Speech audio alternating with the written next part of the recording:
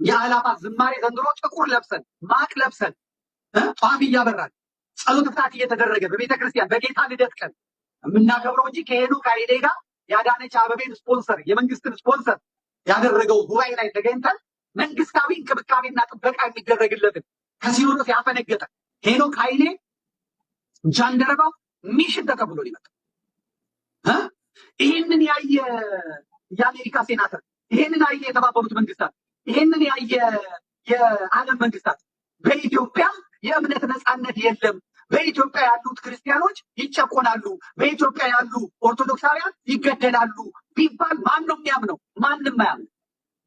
እውነቱን ልንገርህ፣ ቦሌ መድኃኔዓለም ይሄ የምታየውን መድረኩን አምጣልኝ፣ መድረኩን ሳብልኝ። ይሄ የምታየውን መድረክ አዳነች አበቤ ናት የከፈለችው። የአዲስ አበባ አስተዳደር ነው የከፈለው። የሰሩት ፕሮቴስታንቶች ናቸው። መድረኩን ያቋቋሙት ፕሮቴስታንቶች ናቸው። ቶፕ ቪው ቀረጻ የሚካሄደው ለዓለም መንግስታት ነው። ክርስቲያኖች በተጨበጨቡ ማግስት የሚመጣ ነው። እዚህ ላይ በኢትዮጵያ ውስጥ የኢትዮጵያ ሰንደቅ ዓላማ የለም፣ ተመልከተው። የቤተክርስቲያኒቷ ሰንደቅ ዓላማ የለም፣ ተመልከተው። ምክንያቱም አውደም ስቴጁን የሚሰሩት ሰዎች ኦርቶዶክሳውያን አይደሉም። ሌላ መኒ ላውንደሪንግ አለ። አሁን ሄኖክ ኃይሌ ቀሲስ ሳሙኤልንና ዘመድኩንን ሳልበቀል እንዳልሞት እያለ ነው የሚለው። ከጎጃም የቅባት ባለሀብቶችና ከትግሬ የወያኔ ባለሀብቶች ጋር ሆነው የሚሰሩትን መኒ ላውንደሪንግ ልንገር። አሁን ለዚህ ዝግጅት ተብሎ የተዘጋጀውን አንድ ሰርተፍኬት እና የመግቢያ ዋጋውን ላሳይ። የገቡት የጎጃም የቅባት ባለሀብቶችና የትግራይ ባለሀብቶች ናቸው። አንተ ትኬቱን ላሳይ። የቅድሙ ትኬት አምጣልኝ፣ ተመልከት። ጃንደረባው የሚመራኝ ሳይኖር ይህ እንዴት ይሆንልኛል አለው ይልና ይቀጥላል።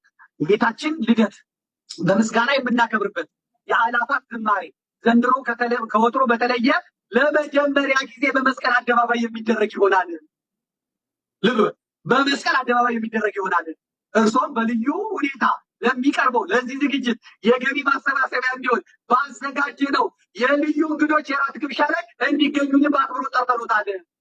አገልግሎቱን ለመደገፍ የመግቢያው ዋጋ 20,000 ብር ነው።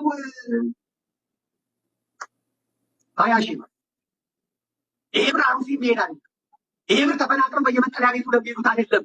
ይሄ የኢትዮጵያ ምዕመናን ግጦ የግብረ መልሱን እንዳትሰጡ የሚያደርግ ይሄ ሊሰመርበት አይቀር። መንግስት ተዘጋጅቶበታል።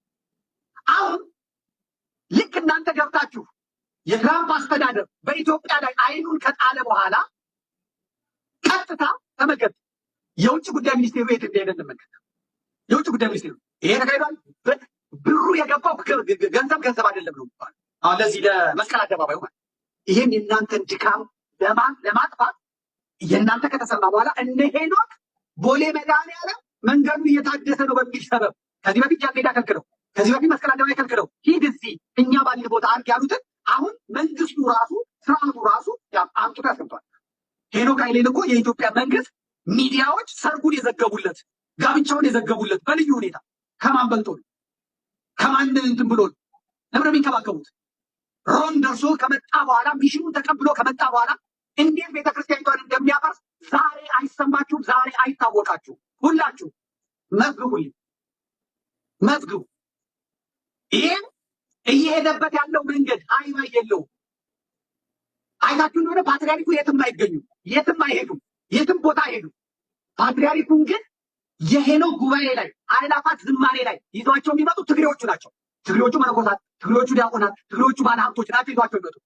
ዘንድሮ እንግዲህ በሳንሳ ወይም በዊልቸር ይዘዋቸው እንዲመጡ ዳለ ሞገስ ለመስጠት ቅቡልነት እንዲኖረው ለማድረግ ነው ይልም ያለው። ቲክቶከሮቹ መመሪያ ተሰጥቷቸዋል። ልንገርህ፣ ቲክቶከሮቹ መመሪያ ተሰጥቷቸዋል።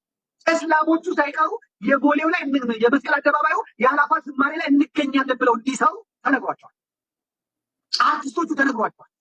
በአጠቃላይ ማለት ከሰማን ነው የሚዘግበው። አርቲስት ቲቪ ይዘግበዋል፣ ሬዲዮ ፋና ይዘግበዋል፣ ኢትዮጵያ ቴሌቪዥን ይዘግበዋል፣ ምኑ ይዘግበዋል በቶፕ ቪው። ከዛስ ማን ይወስዳሉ? እነ ዋሽንግተን ፖስት አምና ሰጥተውታል፣ አይተዋል። እነ ቢቢሲ እና አልጀዚራ ከዛስ ይዘው ይቀርባሉ። ይሄው እኮ እናንተ የምትሉት ውሸት ነው ይሏቸዋል። ይሄው ህዝቡ እያመለከ እኮ ነው። ነፃነቱ እኮ እንዳለ ነው። አዲስ አበባ ምን ሆነ? እስካሁን ዳርዳሩ ነው እንጂ የታረደው አዲስ አበባ መሀሉ ምን ሆነ?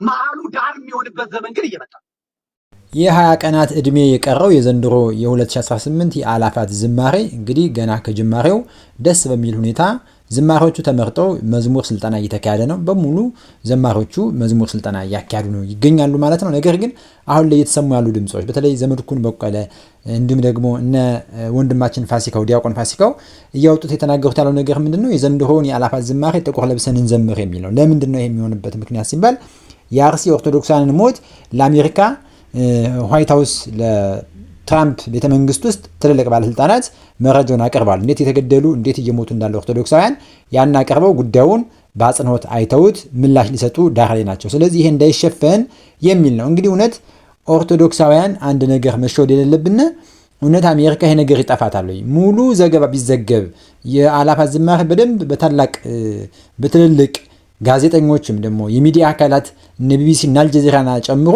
ቢዘገብ አሜሪካ ይጠፋታል ወይ? ምን እንደምንበላ መቼ እንደምንተኛ ምን እንደምንል ጠንቅቃ የምታውቅ ሌላ ሀያላን ሀገር አሜሪካ ይሄ ይጠፋታል ብዬ አላስብም እኔ በግሌ ማለት ነው። ነገር ግን በአንድ በኩል የነ ዘመድኩን ደግሞ ፍርሃት ጥሩ ነው። ምክንያቱም ምንድነው ይሄ ነገር እንዳይስተጓጎል በልኩ ነው ጥቁር ለብሰን እንዘምር የሚለው ጥቁር ስለለበስን ጉዳዩ ሀዘን ላይ ነን፣ ኦርቶዶክሳን እየተገደሉ ናቸው፣ የተጨፈጨፉ ናቸው የሚል መልእክት ያስተላልፋል የሚል ነው። እኔ ይሄን በራሱ በአንድ በኩል ብናየው፣ ነገር ግን እናንተስ ደግሞ ምን ትላላችሁ? እስኪ ይቀጥላል ደግሞ እንስማው።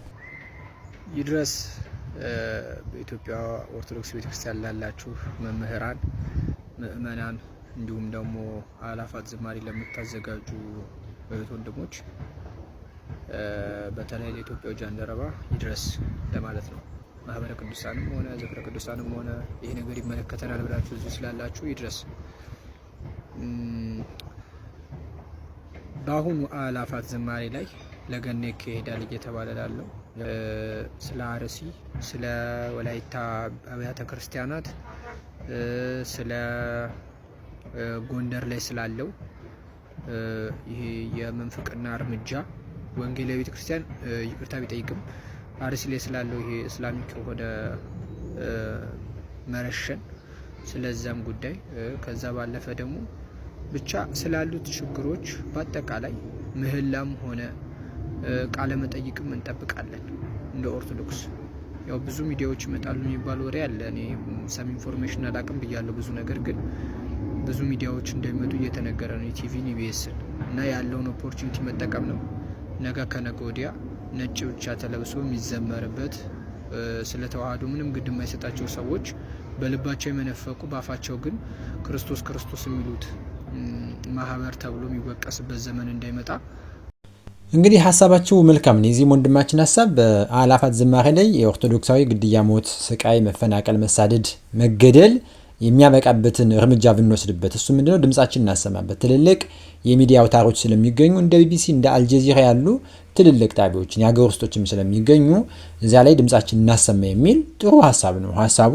ነገር ግን እንግዲህ ዝማሬውን ባልተቃረነ መልኩ አገልግሎቱን፣ ምክንያቱም ምስጋና ነው፣ የጌታ ልደት ትልቅ በዓል ነው። ይህን የምናከብርበትን ደግሞ አንዱን በዚህ መልኩም ቢሆን ነውር የለውም እና አላስፈላጊ ስጣገቦችን አርቀን ምናልባት እናንተ ምን ታስባላችሁ? ዝማሬው እየተካሄደ ጎን ለጎን መልእክቱ ይተላለፍ ወይስ ዝማሬው ቀርቶ ዘንድሮ በምህላ ብቻ ይለፍ ወይስ ጥቁር ለብሶ ጥቁር በጥቁር ለብሰን መስቀል አደባባይ እናክብረው? አንዱም ደግሞ ሌላ ጥያቄ ያስነሳ የሚገኘው ምንድነው በዘመድኩን በኩልም በሌሎችም ለምን ዘንድሮ መስቀል አደባባይ ተፈቀደ? ያን እንደሆነ መስቀል አደባባይ የተፈቀደው ይህንን የአእላፋት ዝማሬን በመስቀል አደባባይ ለማክበር እስከዛሬ ሲጠየቅ ከርሞ መስቀል አደባባይ ስንከለከል ባለቤቶች እኛ ሆነን ስንከለከል የኖር ነው። አሁን የተፈቀደበት ምክንያት ደግሞ ይሄ የአርሲው ጉዳይ ትኩረት ስለሰጠው አሜሪካኖቹ መንግስትን እያዋከቡ ስለሆነ ጥያቄ እያነሱ ስለሆነ ይህን ጉዳይ ለመሸፈን እና በዓለም አቀፍ ላይ ይሄ ኦርቶዶክሳን በሀገራቸው በደንብ ዘና ብለው እያመለኩ ነው፣ አምልኳቸውን እየፈጸሙ ነው፣ ፍጹም ሰላም ናቸው የሚባለው ውሸት ነው ብሎ ለማለት መስቀል አደባባይን ፈቅዷል የሚል ሀሳብ አለ። እስኪ እንየው ደግሞ ዘመድኩን ምን ይላል። ይሄ ዓለም አቀፍ ትኩረት አግኝቶ እንቅስቃሴ በተጀመረበት ጊዜ አይ ሰላም ነን ብሎ አደባባይ መውጣት ትክክል አይደለም። ስለዚህ ይህን በተመለከተ በጋራ እንሰራለን፣ በጋራ እንቆማለን፣ በጋራ እንጮሃለን። ከዚህ በፊት ምህረተ አብ ይሰራ የነበረውን ስህተት መደገም የለበትም። ምህረተ አብ ያደርግ የነበረው ምንድን ነው? ልክ ክርስቲያኖች ወለጋ ላይ አሩሲ ላይ ምናምን ሲጨፈጨፉ እሱ አናውንስ ሲያደርግና የማይቀርበት ጉባኤ እንኳን ሊቀሩበት ሊያረፍዱበት የማይገባ ጉባኤ ይልና ወጣቱን ይጠራዋል። ዜናው ተሰምቷል፣ ህዝቡ ደንግጧል። ስለዚህ ኑና እንዘምራለን ይላል። አንድ የሚቀር የለም። ከቁመቱ በላይ የሆነ ጧፍ ይገዛል፣ ህዝቡ ይሄዳል። እሱ ድሮን ያዘጋጃል። ከዛ በኋላ ስብከቱ ምን እንደሆነ አልታወቀም። ጸሎት የለም፣ ምህላ የለም፣ ጸሎተ ፍታት እንኳን አይደረግም። ይወጣና የሉም ጠፍተዋል ሲሉን በስተን፣ የሉም ሞተዋል ሲሉን በስተን፣ አለን በእግዚአብሔር ሁሉን አልፈን አለን። የሉም በሉ ይላል። አዲስ አበባ ያለው የት ጠፋ? ድሮ ዳሩ ነው እየጠፋ ያለው፣ ዳሩ ነው እያለቀ ያለው፣ ዳሩ ነው እየተጨፈጨፈ ያለው። ወዲያውኑ ዜና ይሰራል። ኦርቶዶክሳውያን ያንን አንተ የምትጮህበትን አንተ እልቂቱን የምታሳይበትን የምህረት አብ የሻማ ማብራት እና የጧፍ ማብራት መጥቶ ይከድንበታል። ስለዚህ የእናንተም ልፋት ገደል አይገባም፣ የእኛም ጩኸት ገደል አይገባም። የአእላፋት ዝማሬ ዘንድሮ ጥቁር ለብሰን ማቅ ለብሰን ጧፍ እያበራን ጸሎተ ፍታት እየተደረገ በቤተ ክርስቲያን በጌታ ልደት ቀን የምናከብረው እንጂ ከሄኖክ ኃይሌ ጋር የአዳነች አበቤን ስፖንሰር የመንግስትን ስፖንሰር ያደረገው ጉባኤ ላይ ተገኝተን መንግስታዊ እንክብካቤና ጥበቃ የሚደረግለትን ከሲኖዶስ ያፈነገጠ አቡነ አብርሃም ለምን እንደፈቀዱ እናውቃለን። የጎጃም ቅባቶች ለምን ፈንድ እንደሚያደርጉ እናውቃለን። ሰሞኑን 3 አብያተ ክርስቲያናት ደብዳቤ ለጥፋለሁ። አሁን በኋላ አንተ ተናገርክ በኋላ ይለጥፍልናል። በኢትዮጵያ ኦርቶዶክስ ተዋሕዶ ቤተክርስቲያን ስራ አንሆንም ብለው ደብረ ማርቆስ አካባቢ ያሉ ብቸና አካባቢ ያሉ ምናምን አካባቢ ያሉ አብያተ ክርስቲያናት ከኢትዮጵያ ኦርቶዶክስ ቤተክርስቲያን ተለይተዋል። ደብዳቤው ደርሶኛል። አቡነ አብርሃም አንድ ቀን ሰው ሞተ ብለው አንድ ቀን ሊቃውንት ሞተ ብለው አያውቁ።